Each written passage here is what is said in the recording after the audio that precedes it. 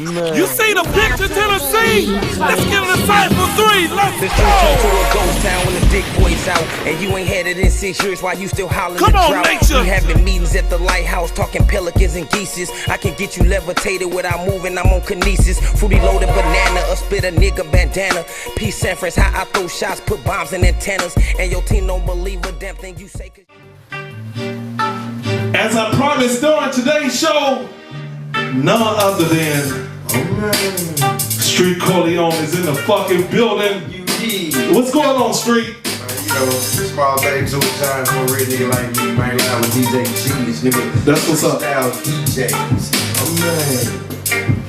Now this dude is over here rocking with himself with the fucking mic stand. Over here doing Dancing with the Stars and shit. Man, listen, man, you know, I am hip-hop, baby. When I hear this shit, nigga, I just can't stop rocking. That's what the business is. That's what the business is.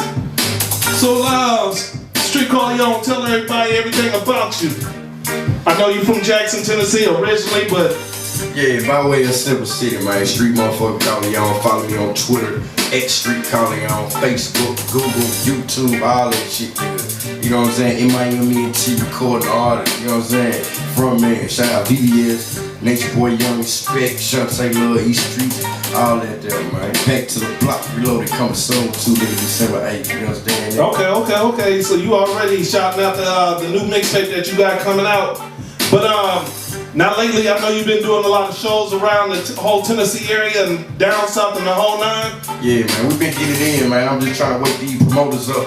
Let them know, nigga, I ain't worth that paperwork. You understand that?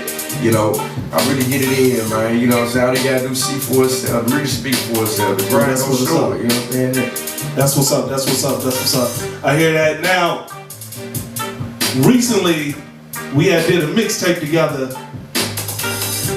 called Bars Bumpin' Hip Hop. You understand? It's definitely been getting a lot of different buzz all around the whole United States and everything else. But tell me, I mean, from your camp and where everybody else, I mean, your feedback on that whole mixtape.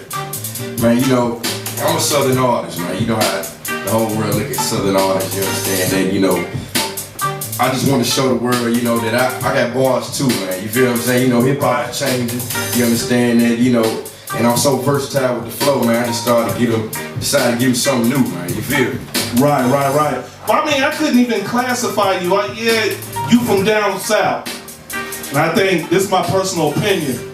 Just being a DJ who listens to everything, even though my roots is from the south, and being from the Midwest where we listen to everything, I couldn't even classify you right now in one box. You feel what I'm saying? Yeah, but you got some critic, man, that maybe niggas like to call West Hay. You know what I'm saying?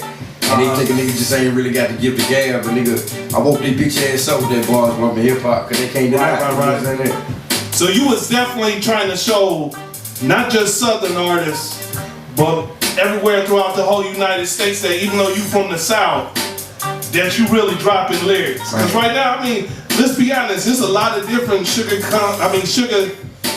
bubblegum shit coming out right now from the South. Not like where it used to be, because the South dominates shit. I'm not saying that as far as everywhere else in hip hop, that no one on the coast or whatever the case may be don't dominate.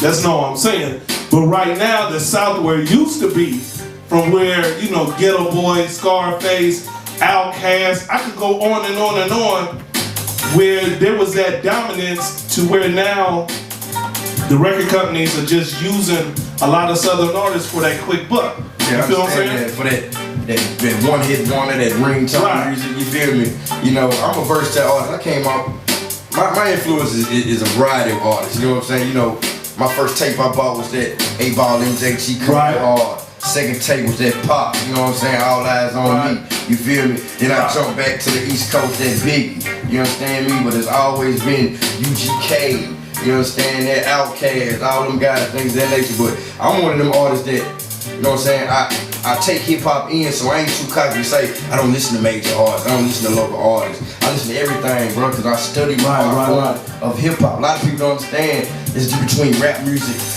and hip hop. You know what I'm saying? There's a difference between a rapper and an MC. You feel me? I'm glad you clarified that because there's a lot of different people that step up to the mic. East Coast, West Coast, down south, no matter.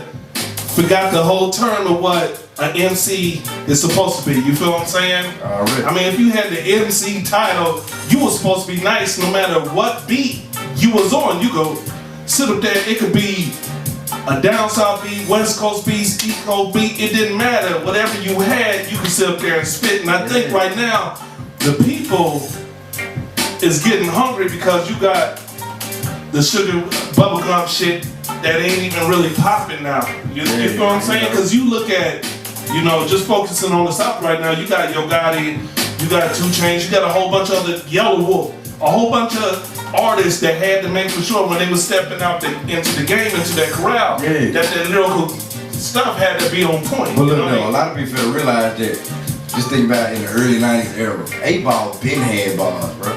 Right. You know what I'm saying? You know, you got niggas like Pimp C, man, they spit that real shit. You feel me? Like me, I feel like I'm a mixture of Pop mixed with Boosie, mixed with Jeezy, mixed with T.I., you feel me? Mixed with me all in one. Cause I ain't copied them niggas swag at all. You understand that? I'm just being me, being well grounded, being real 100, cause I done been through the struggle. You feel me? Right, that's where it's supposed to be. That's where it's supposed to be. And speaking about 8-Ball, MJG, and UGK, and even 3 6 Mafia, back in the days, you know, it is my birthday. I ain't gonna say my age, but I'm definitely not 40. I'm 30 plus. But I'm just saying, even being from the Midwest, where we listen to everything, we was definitely on UGK, 3 6 Mafia. I'm talking about, you know, the original, before they even changed their name to 3 6 Mafia, when they was 666 Mafia. You feel what I'm saying? DJ 8-Ball, MJG, we was definitely on that shit. Late Night Tip, that's a classic. I could go anywhere, and even going back home to the O&E, play Late Night Tip, everybody loses their fucking mind. But you know now, a lot of people starting to recognize, you know what I'm saying? I like to call it Team Memphis, man. You feel me? Because Memphis doing a lot of major shit. A lot of people fail to realize that a lot of people that's in movies and that's in the hip hop game really is originally from there. You feel me? And you got the new age Memphis, the Don Trips, the Little Peanuts, the Young Dolphins, the Zillas. You know what I'm saying? The OG Boo Gerties is coming up out here. You feel me? Right. The Miscellaneous, the No Sodas. You feel me? I go on and on. I fool with them guys. Right. Definitely Don Tripp. Don Tripp is definitely getting his just shine. You see what I'm saying? As far as lyrical content and then the whole night. And he didn't have to compromise himself. You see what I'm saying? I think not just Southern artists, but a lot of themselves a little bit too much to where they can't even focus on their brand. Prime example, KRS-One, well, he just dropped something not too long ago. Don't even have to put out an album because his catalog still sells. You know, everybody want Andre 3000 to come out with something. And one thing about, one thing about KRS-One is he's watching. And he's always said he got bars for the top 10, top 20, and he would cut their head off. That's what it's about. That's what it's about. A lot of people gotta understand, if you're gonna make music, don't compromise yourself so you can go ahead and sell catalogs. Getting back to my point as far as Andre 3000 and Outkast, they haven't had an album in years, but in the same token, every time shit like So Fresh and So Clean plays in a commercial or whatever the case may be, or on the radio, they are still getting paid because they are still relevant with that. You feel what I'm saying? And the ones that stay relevant are very, very big and savvy, man. You understand? Right. So we're gonna sit up here, we're gonna get back to a little bit of music, and then we'll be back with more Street Carleon on the freestyle mix. Let's go!